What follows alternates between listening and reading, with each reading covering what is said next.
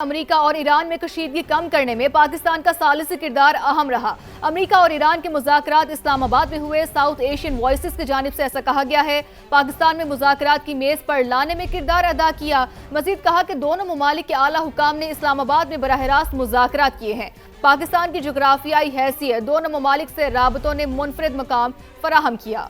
पाकिस्तान के पास रसाई एतमाद सिफारतकारी की ताकत भी मौजूद थी। इसी पर बात करेंगे। हमें ज्वाइन किया है ब्रिगेडियर रिटायर्ड मसूद अहमद साहब ने। मसूद साहब, बहुत शुक्रिया समा को आपने अपना कीमती वक्त दिया। मसूद साहब, पूरी दुनिया पाकिस्तान की मोतरफ है और अमरीका और ईरान में कशीदगी कम करने में पाकिस्तान के सालिसी के किरदार की एक बार फिर से तारीफ की गई है। आप क्या कहेंगे इस हवाले से? जी हाँ, देखें, जब से ये जंग स्टार्ट हुई थी, कॉन्फ्लिक्ट, और इसके बाद से जो पाकिस्तान का किरदार सामने आया है और पाकिस्तान ने जो किरदार निभाया है, स्पेशली जब सीज फायर करवाया, प्रोजेक्ट फ्रीडम जो था, जो शिप्स को एस्कॉर्ट कर रहे थे अमेरिकन, उसको रुकवाया और इसके बाद फिर इस्लामाबाद में बातचीत करवाई। तो पाकिस्तान का जो ऑलरेडी एक जो स्ट्रेटेजिक प्रोफाइल है एज ए मीडिएटर के तौर पर उभरा, और उसमें खास तौर पर कलीदी किरदार फिल्म माशरा आसिम मुनीर का भी था।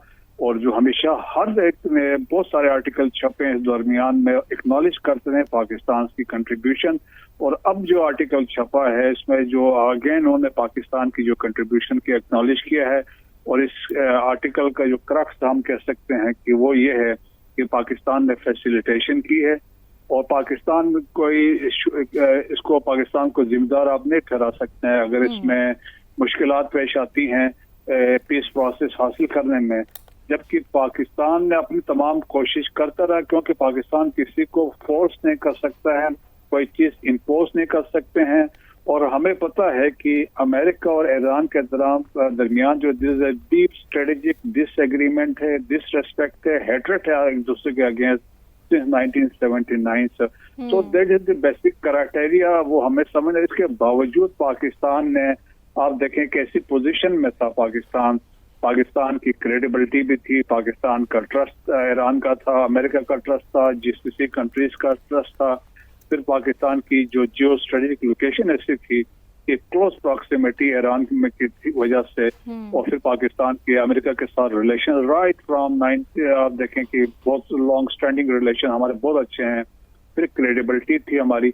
तो उसके साथ साथ मोस्ट इम्पोर्टेंट चीज देखें कि पाकिस्तान की एक हिस्ट्री भी रही है। 1971 में इट वाज पाकिस्तान जब हमने फैसिलिटेट किया, जब हेनरी किसिंजर के यहाँ से विजिट को टू बीजिंग, और फिर फर्स्ट टाइम, फिर इसके बाद से चाइना और अमेरिका ने डिप्लोमेटिक रिलेशन एस्टेब्लिश किए।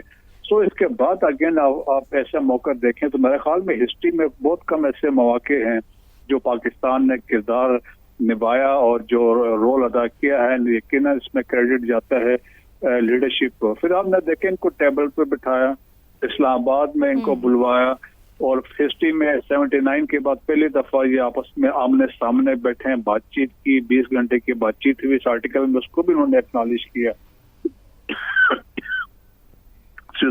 और उन्होंने कहा कि पाकिस्तान की जो इंटरवेंशन थी इस पूरे बातचीत के लिए, दैट वाज सेकंड इफेक्ट। और उन्होंने जो कंक्लूड किया है कि पाकिस्तान का जो किरदार था दैट वाज वेरी सिग्निफिकेंट, और एक सिग्निफिकेंट डेवलपमेंट जो डिप्लोमेटिक अचीवमेंट थी पाकिस्तान ने वहां पे किया।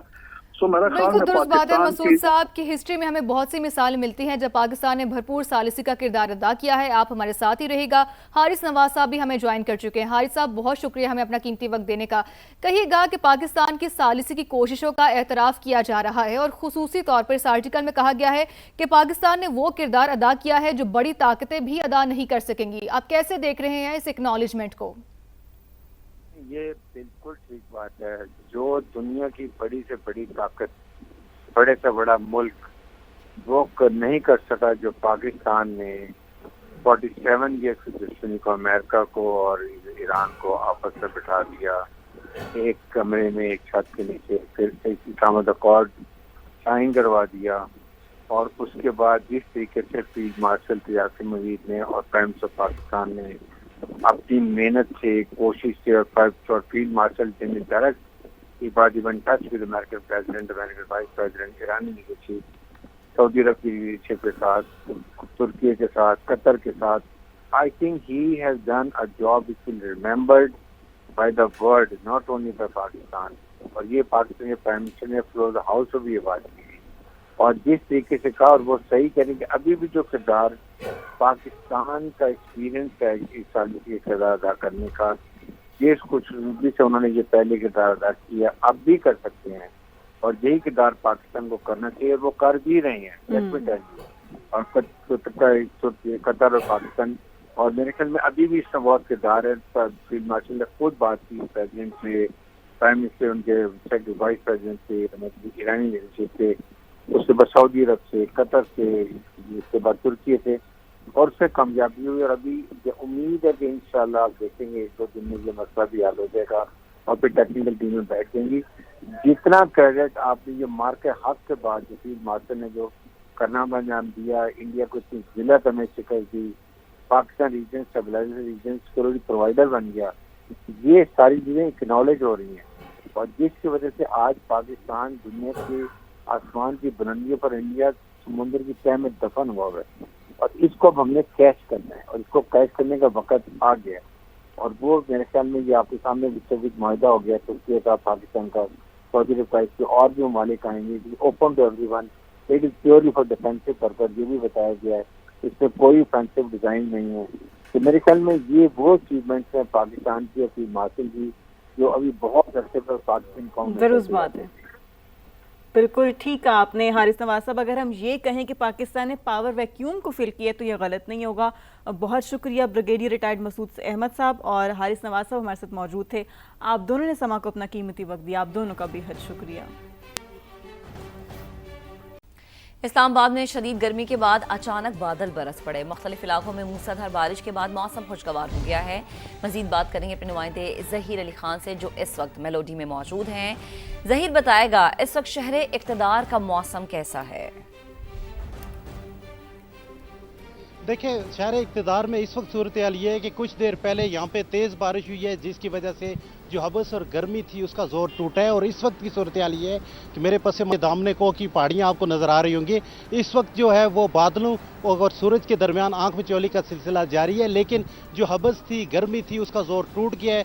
यहाँ पे बहुत सारी फैमिली से हमारी बात हुई है, चूँकि आज छुट्टी है और इस्लामाबाद का अगर ऐसा मौसम हुआ जब अचानक से तेज़ धूप हो फिर अचानक से बारिश हो जाए और उसके बाद मौसम खुशगवार हो जाए, हल्की सी जो ठंडी ठंडी हवा चलना शुरू हो जाए, तो लोग छुट्टी वाले दिन घरों को नहीं बैठते।